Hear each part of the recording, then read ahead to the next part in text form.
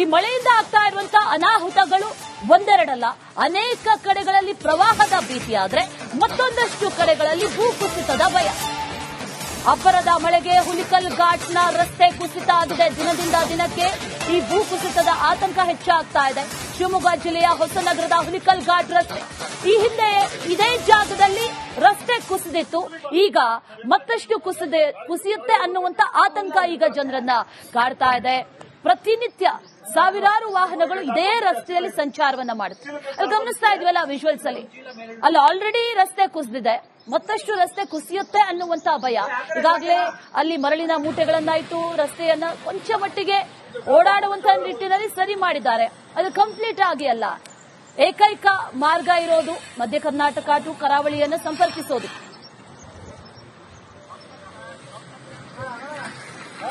ಇದೇ ವಿಚಾರಕ್ಕೆ ಸಂಬಂಧಪಟ್ಟಂತೆ ಡೀಟೇಲ್ಸ್ ಅನ್ನ ಕೊಡ್ತಾರೆ ನಮ್ಮ ಪ್ರತಿನಿಧಿ ಭೀಮಾ ನಾಯಕ್. ನೇರ ಸಂಪರ್ಕದಲ್ಲಿ ಜಾಯಿನ್ ಆಗ್ತಾ ಇದ್ದಾರೆ. ಭೀಮಾ ನಾಯಕ್, ಈ ರಸ್ತೆ ಇದೆಯಲ್ಲ, ಪ್ರತಿ ಬಾರಿಯೂ ಕೂಡ ಭೂಕುಸಿತ ಆಗುವಂತ ಭಯ ಇದ್ದೇ ಇರುತ್ತೆ. ಈಗಲೂ ಕೂಡ ಅದೇ ಆತಂಕ ಇದೆ. ಏನೇನ್ ವ್ಯವಸ್ಥೆಗಳನ್ನ ಮಾಡ್ಕೊಂಡಿದ್ದಾರೆ ಈಗ? ಹಾಗಾದ್ರೆ ಭೂಕುಸಿತ ಆಗುತ್ತೆ ಅನ್ನೋದಾದ್ರೆ ಅಲ್ಲಿ ಜಿಲ್ಲಾಡಳಿತ ಯಾವ ರೀತಿಯ ವ್ಯವಸ್ಥೆಯನ್ನ ಮಾಡ್ಕೊಂಡಿದೆ? ಡೀಟೇಲ್ಸ್ ಅನ್ನ ಕೊಡೋದಾದ್ರೆ ಭೀಮಾ ನಾಯಕ್. ಅಶ್ವಿನಿ, ಪ್ರತಿ ಮಳೆಗಾಲದಲ್ಲೂ ಹುಲಿಕಲ್ ಘಾಟಿ ಸೇರಿದಂತೆ ಮಲೆನಾಡಿನ ಅನೇಕ ರಸ್ತೆಗಳಲ್ಲಿ ಈ ಭೂಕುಸಿತ ಪ್ರಕರಣಗಳು ಹೆಚ್ಚಾಗ್ತಾ ಇದಾವೆ. ಇದಕ್ಕೆ ಸಂಬಂಧಪಟ್ಟಂತೆ ಕಳೆದ ಒಂದು ತಿಂಗಳ ಹಿಂದಷ್ಟೇ ಏನು ಹುಲಿಕಲ್ ಘಾಟಿ ಸಾಕಷ್ಟು ಪ್ರಮಾಣದಲ್ಲಿ ಕುಸಿತಿತ್ತು. ಅಲ್ಲಿ ಚಂಡಿಕಾ ದೇವಸ್ಥಾನ ಇದೆ. ಆ ಚಂಡಿಕಾ ದೇವಸ್ಥಾನದ ಕೆಳಭಾಗದಲ್ಲಿ ಏನು ಪಿನ್ ಪಾಯಿಂಟ್ ಅಂತ, ಹೇರ್ ಪಿನ್ ಪಾಯಿಂಟ್ ಅಂತ ಹೇಳ್ತೇವೆ, ಆ ಭಾಗದಲ್ಲಿ ಭಾರಿ ಪ್ರಮಾಣದಲ್ಲಿ ಮಣ್ಣು ಕುಸಿತ ಆಗಿತ್ತು. ಹಾಗಾಗಿ ರಿಪಬ್ಲಿಕ್ ಕನ್ನಡ ಸಹ ಸ್ಪಾಟಿಗೆ ಹೋಗಿ ಆ ಜಿಲ್ಲಾಡಳಿತವನ್ನ ಎಚ್ಚರಿಸುವ ಕೆಲಸವನ್ನ ಮಾಡಿತ್ತು. ಆ ರಸ್ತೆ ಕುಸಿತಾ ಇದೆ, ದಿನದಿಂದ ದಿನಕ್ಕೆ ಈ ರೀತಿಯ ಹೆಚ್ಚು ಮಣ್ಣು ಕುಸಿತಾ ಇದೆ, ಮುಂದೊಂದು ದಿನ ಅವಘಡಗಳಾಗಬಹುದು ಅಥವಾ ರಸ್ತೆ ಸಂಪೂರ್ಣ ಬಂದಾಗುವ ಸಾಧ್ಯತೆಗಳಿದೆ. ಹಾಗಾಗಿ ಕೂಡಲೇ ಎಚ್ಚೆತ್ಕೊಳ್ಳಿ ಎನ್ನುವಂತ ಸುದ್ದಿಯನ್ನ ಸಹ ರಿಪಬ್ಲಿಕ್ ಕನ್ನಡ ಸ್ಪಾಟಿಗೆ ಹೋಗಿ ಮಾಡಿತ್ತು. ಆದ್ರೆ ಅಧಿಕಾರಿಗಳು ಎಚ್ಚೆತ್ಕೊಳ್ತಿಲ್ಲ, ಕೇವಲ ತಾತ್ಕಾಲಿಕ ವ್ಯವಸ್ಥೆಗಳನ್ನ ಮಾಡ್ತಾರೆ, ಟಾರ್ಪಲ್ಗಳನ್ನ ಹಾಕ್ತಾರೆ, ಸ್ವಲ್ಪ ಮಣ್ಣು ತಂದು ಹಾಕ್ತಾರೆ ಬಿಟ್ರೆ ಅದಕ್ಕೆ ತಾತ್ಕಾಲಿಕ ವ್ಯವಸ್ಥೆಯನ್ನ ಮಾಡದೇ ಇರೋದ್ರಿಂದ ದಿನದಿಂದ ದಿನಕ್ಕೆ ಮತ್ತಷ್ಟು ಭೂಮಿ ಕುಸಿತಾ ಇದೆ. ಹಾಗಾಗಿ ಅದು ಆ ಕರಾವಳಿ ಮತ್ತೆ ಮಧ್ಯ ಕರ್ನಾಟಕ ಭಾಗಕ್ಕೆ ಏಕೈಕ ಮಾರ್ಗವಾಗಿರುವಂತದ್ದು. ಏನಕ್ಕಂದ್ರೆ ಈ ತೈಲ ಉತ್ಪನ್ನಗಳು ಏನು ಭಾರಿ ವಾಹನಗಳು ಓಡಾಡ್ತವೆ, ಅವೆಲ್ಲವೂ ಪೆಟ್ರೋಲ್ ಡೀಸೆಲ್ ವಾಹನಗಳು ಆ ಭಾಗದ ಕರಾವಳಿಯಿಂದ ಮಲೆನಾಡು ಮತ್ತೆ ಮಧ್ಯ ಕರ್ನಾಟಕ ಭಾಗಕ್ಕೆ ಇರುವಂತ ಏಕೈಕ ಮಾರ್ಗ. ಹಾಗಾಗಿ ಫಸ್ಟ್ ಏನು ಮೊದಲು ಈ ಸಮಸ್ಯೆಯನ್ನ ಬಗೆಹರಿಸಿ ಎನ್ನುವಂಥದ್ದು ಆ ಭಾಗದ ಅನೇಕ ವರ್ಷಗಳ ಬೇಡಿಕೆ ಸಹ. ಆದ್ರೆ ಇದಕ್ಕೆ ಸಂಬಂಧಪಟ್ಟಂತೆ ಇಲ್ಲಿಯವರೆಗೆ ಅಧಿಕಾರಿಗಳಾಗ್ಲಿ ಸರ್ಕಾರಗಳಾಗ್ಲಿ ಹುಲಿಕಲ್ ಘಾಟ್ ಏನು ಪ್ರತಿ ವರ್ಷ ಕುಸಿಯುತ್ತೆ ಅದನ್ನ ಸಂಪೂರ್ಣವಾಗಿ ತಡೆಗಟ್ಟುವಂತ ಕೆಲಸ ಮಾಡೋ ನಿಟ್ಟಲ್ಲಿ ಮುಂದಾಗ್ತಿಲ್ಲ. ಕಳೆದ ಒಂದು ವಾರದ ಹಿಂದಷ್ಟೇ ಸಹ ಹುಲಿಕಲ್ ಘಾಟ್ ನ ಮತ್ತೊಂದು ಭಾಗ ಬಾಳೆಬರೆ ಫಾಲ್ಸ್ ಬಳಿ ಸಹ ಸುಮಾರು 3 ಗಂಟೆಗಳ ಕಾಲ ಟ್ರಾಫಿಕ್ ಜಾಮ್ ಆಗಿತ್ತು. ಇದೇ ಮಣ್ಣು ಕುಸಿತು ಸಂಪೂರ್ಣವಾಗಿ ಜಾಮ್ ಆಗಿ 3 ಗಂಟೆಗಳ ಕಾಲ ಜಾಮ್ ಆಗಿತ್ತು. ಮತ್ತೆ ಒಂದು ವಾರದ ನಂತರದಲ್ಲಿ ಮತ್ತೆ ಅದೇ ಹೇರ್ ಪಿನ್ ಪಾಯಿಂಟ್ ಬಳಿ ಸಾಕಷ್ಟು ಪ್ರಮಾಣದ ಮಣ್ಣು ಕುಸಿತಿದೆ.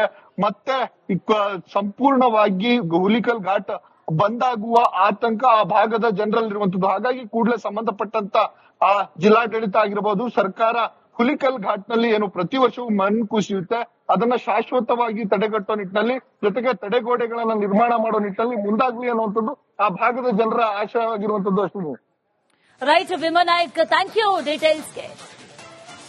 ಈ ಮಳೆಯಿಂದ ಆಗ್ತಾ ಇರುವಂತಹ ಅನಾಹುತಗಳು ಒಂದೆರಡಲ್ಲ, ಅನೇಕ ಕಡೆಗಳಲ್ಲಿ ಪ್ರವಾಹದ ಭೀತಿಯಾದ್ರೆ ಮತ್ತೊಂದಷ್ಟು ಕಡೆಗಳಲ್ಲಿ ಭೂಕುಸಿತದ ಭಯ.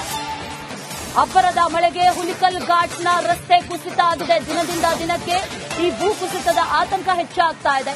ಶಿವಮೊಗ್ಗ ಜಿಲ್ಲೆಯ ಹೊಸನಗರದ ಹುಲಿಕಲ್ ಘಾಟ್ ರಸ್ತೆ, ಈ ಹಿಂದೆ ಇದೇ ಜಾಗದಲ್ಲಿ ರಸ್ತೆ ಕುಸಿದಿತ್ತು. ಈಗ ಮತ್ತಷ್ಟು ಕುಸಿಯುತ್ತೆ ಅನ್ನುವಂತ ಆತಂಕ ಈಗ ಜನರನ್ನ ಕಾಡ್ತಾ ಇದೆ.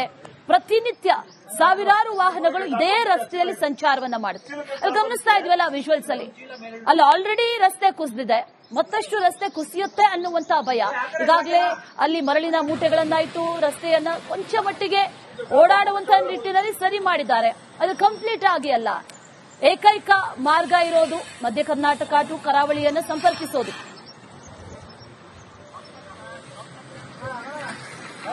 ಇದೇ ವಿಚಾರಕ್ಕೆ ಸಂಬಂಧಪಟ್ಟಂತೆ ಡೀಟೇಲ್ಸ್ ಅನ್ನ ಕೊಡ್ತಾರೆ ನಮ್ಮ ಪ್ರತಿನಿಧಿ ಭೀಮಾ ನಾಯಕ್. ನೇರ ಸಂಪರ್ಕದಲ್ಲಿ ಜಾಯಿನ್ ಆಗ್ತಾ ಇದ್ದಾರೆ. ಭೀಮಾ ನಾಯಕ್, ಈ ರಸ್ತೆ ಇದೆಯಲ್ಲ, ಪ್ರತಿ ಬಾರಿಯೂ ಕೂಡ ಭೂಕುಸಿತ ಆಗುವಂತ ಭಯ ಇದ್ದೇ ಇರುತ್ತೆ. ಈಗಲೂ ಕೂಡ ಅದೇ ಆತಂಕ ಇದೆ. ಏನೇನ್ ವ್ಯವಸ್ಥೆಗಳನ್ನ ಮಾಡ್ಕೊಂಡಿದ್ದಾರೆ ಈಗ? ಹಾಗಾದ್ರೆ ಭೂಕುಸಿತ ಆಗುತ್ತೆ ಅನ್ನೋದಾದ್ರೆ ಅಲ್ಲಿ ಜಿಲ್ಲಾಡಳಿತ ಯಾವ ರೀತಿಯ ವ್ಯವಸ್ಥೆಯನ್ನ ಮಾಡ್ಕೊಂಡಿದೆ? ಡೀಟೇಲ್ಸ್ ಅನ್ನ ಕೊಡೋದಾದ್ರೆ ಭೀಮಾ ನಾಯಕ್. ಅಶ್ವಿನಿ, ಪ್ರತಿ ಮಳೆಗಾಲದಲ್ಲೂ ಇಳಿಕಲ್ ಘಾಟಿ ಸೇರಿದಂತೆ ಮಲೆನಾಡಿನ ಅನೇಕ ರಸ್ತೆಗಳಲ್ಲಿ ಈ ಭೂಕುಸಿತ ಪ್ರಕರಣಗಳು ಹೆಚ್ಚಾಗ್ತಾ ಇದಾವೆ. ಇದಕ್ಕೆ ಸಂಬಂಧಪಟ್ಟಂತೆ ಕಳೆದ ಒಂದು ತಿಂಗಳ ಹಿಂದಷ್ಟೇ ಏನು ಇಳಿಕಲ್ ಘಾಟಿ ಸಾಕಷ್ಟು ಪ್ರಮಾಣದಲ್ಲಿ ಕುಸಿತಿತ್ತು. ಅಲ್ಲಿ ಚಂಡಿಕಾ ದೇವಸ್ಥಾನ ಇದೆ. ಆ ಚಂಡಿಕಾ ದೇವಸ್ಥಾನದ ಕೆಳಭಾಗದಲ್ಲಿ ಏನು ಪಿನ್ ಪಾಯಿಂಟ್ ಅಂತ, ಹೇರ್ ಪಿನ್ ಪಾಯಿಂಟ್ ಅಂತ ಹೇಳ್ತೇವೆ, ಆ ಭಾಗದಲ್ಲಿ ಭಾರಿ ಪ್ರಮಾಣದಲ್ಲಿ ಮಣ್ಣು ಕುಸಿತ ಆಗಿತ್ತು. ಹಾಗಾಗಿ ರಿಪಬ್ಲಿಕ್ ಕನ್ನಡ ಸಹ ಸ್ಪಾಟಿಗೆ ಹೋಗಿ ಆ ಜಿಲ್ಲಾಡಳಿತವನ್ನ ಎಚ್ಚರಿಸುವ ಕೆಲಸವನ್ನ ಮಾಡಿತ್ತು. ಆ ರಸ್ತೆ ಕುಸಿತಾ ಇದೆ, ದಿನದಿಂದ ದಿನಕ್ಕೆ ಈ ರೀತಿಯ ಹೆಚ್ಚು ಮಣ್ಣು ಕುಸಿತಾ ಇದೆ, ಮುಂದೊಂದು ದಿನ ಅವಘಡಗಳಾಗಬಹುದು ಅಥವಾ ರಸ್ತೆ ಸಂಪೂರ್ಣ ಬಂದ್ ಆಗುವ ಸಾಧ್ಯತೆಗಳಿದೆ. ಹಾಗಾಗಿ ಕೂಡಲೇ ಎಚ್ಚೆತ್ಕೊಳ್ಳಿ ಎನ್ನುವಂತ ಸುದ್ದಿಯನ್ನ ಸಹ ರಿಪಬ್ಲಿಕ್ ಕನ್ನಡ ಸ್ಪಾಟಿಗೆ ಹೋಗಿ ಮಾಡಿತ್ತು. ಆದ್ರೆ ಅಧಿಕಾರಿಗಳು ಎಚ್ಚೆತ್ಕೊಳ್ತಿಲ್ಲ, ಕೇವಲ ತಾತ್ಕಾಲಿಕ ವ್ಯವಸ್ಥೆಗಳನ್ನ ಮಾಡ್ತಾರೆ, ಟಾರ್ಪಲ್ಗಳನ್ನ ಹಾಕ್ತಾರೆ, ಸ್ವಲ್ಪ ಮಣ್ಣು ತಂದು ಹಾಕ್ತಾರೆ ಬಿಟ್ರೆ ಅದಕ್ಕೆ ತಾತ್ಕಾಲಿಕ ವ್ಯವಸ್ಥೆಯನ್ನ ಮಾಡದೇ ಇರೋದ್ರಿಂದ ದಿನದಿಂದ ದಿನಕ್ಕೆ ಮತ್ತಷ್ಟು ಭೂಮಿ ಕುಸಿತಾ ಇದೆ. ಹಾಗಾಗಿ ಅದು ಆ ಕರಾವಳಿ ಮತ್ತೆ ಮಧ್ಯ ಕರ್ನಾಟಕ ಭಾಗಕ್ಕೆ ಏಕೈಕ ಮಾರ್ಗವಾಗಿರುವಂತದ್ದು. ಏನಕ್ಕಂದ್ರೆ ಈ ತೈಲ ಉತ್ಪನ್ನಗಳು ಏನು ಭಾರಿ ವಾಹನಗಳು ಓಡಾಡ್ತವೆ, ಅವೆಲ್ಲವೂ ಪೆಟ್ರೋಲ್ ಡೀಸೆಲ್ ವಾಹನಗಳು ಆ ಭಾಗದ ಕರಾವಳಿಯಿಂದ ಮಲೆನಾಡು ಮತ್ತೆ ಮಧ್ಯ ಕರ್ನಾಟಕ ಭಾಗಕ್ಕೆ ಇರುವಂತ ಏಕೈಕ ಮಾರ್ಗ. ಹಾಗಾಗಿ ಫಸ್ಟ್ ಏನು ಮೊದಲು ಈ ಸಮಸ್ಯೆಯನ್ನ ಬಗೆಹರಿಸಿ ಎನ್ನುವಂಥದ್ದು ಆ ಭಾಗದ ಅನೇಕ ವರ್ಷಗಳ ಬೇಡಿಕೆ ಸಹ. ಆದ್ರೆ ಇದಕ್ಕೆ ಸಂಬಂಧಪಟ್ಟಂತೆ ಇಲ್ಲಿಯವರೆಗೆ ಅಧಿಕಾರಿಗಳಾಗ್ಲಿ ಸರ್ಕಾರಗಳಾಗ್ಲಿ ಹುಲಿಕಲ್ ಘಾಟ್ ಏನು ಪ್ರತಿ ವರ್ಷ ಕುಸಿಯುತ್ತೆ ಅದನ್ನ ಸಂಪೂರ್ಣವಾಗಿ ತಡೆಗಟ್ಟುವಂತ ಕೆಲಸ ಮಾಡೋ ನಿಟ್ಟಲ್ಲಿ ಮುಂದಾಗ್ತಿಲ್ಲ. ಕಳೆದ ಒಂದು ವಾರದ ಹಿಂದಷ್ಟೇ ಸಹ ಹುಲಿಕಲ್ ಘಾಟ್ ನ ಮತ್ತೊಂದು ಭಾಗ ಬಾಳೆಬರೆ ಫಾಲ್ಸ್ ಬಳಿ ಸಹ ಸುಮಾರು 3 ಗಂಟೆಗಳ ಕಾಲ ಟ್ರಾಫಿಕ್ ಜಾಮ್ ಆಗಿತ್ತು. ಇದೇ ಮಣ್ಣು ಕುಸಿತು ಸಂಪೂರ್ಣವಾಗಿ ಜಾಮ್ ಆಗಿ 3 ಗಂಟೆಗಳ ಕಾಲ ಜಾಮ್ ಆಗಿತ್ತು. ಮತ್ತೆ ಒಂದು ವಾರದ ನಂತರದಲ್ಲಿ ಮತ್ತೆ ಅದೇ ಹೇರ್ ಪಿನ್ ಪಾಯಿಂಟ್ ಬಳಿ ಸಾಕಷ್ಟು ಪ್ರಮಾಣದ ಮಣ್ಣು ಕುಸಿತಿದೆ.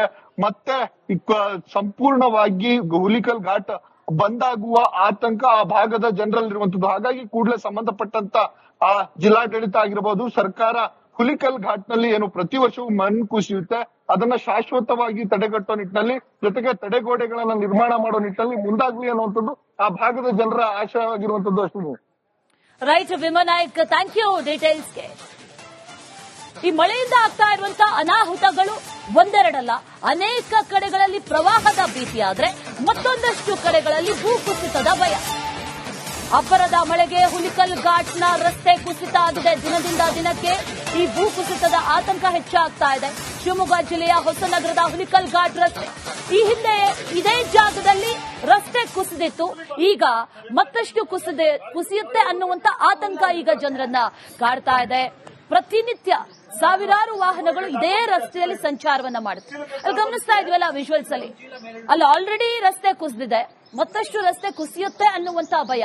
ಈಗಾಗಲೇ ಅಲ್ಲಿ ಮರಳಿನ ಮೂಟೆಗಳನ್ನಾಯ್ತು, ರಸ್ತೆಯನ್ನ ಕೊಂಚ ಮಟ್ಟಿಗೆ ಓಡಾಡುವಂತ ನಿಟ್ಟಿನಲ್ಲಿ ಸರಿ ಮಾಡಿದ್ದಾರೆ. ಅದು ಕಂಪ್ಲೀಟ್ ಆಗಿ ಅಲ್ಲ, ಏಕೈಕ ಮಾರ್ಗ ಇರೋದು ಮಧ್ಯ ಕರ್ನಾಟಕ ಟು ಕರಾವಳಿಯನ್ನು ಸಂಪರ್ಕಿಸೋದು.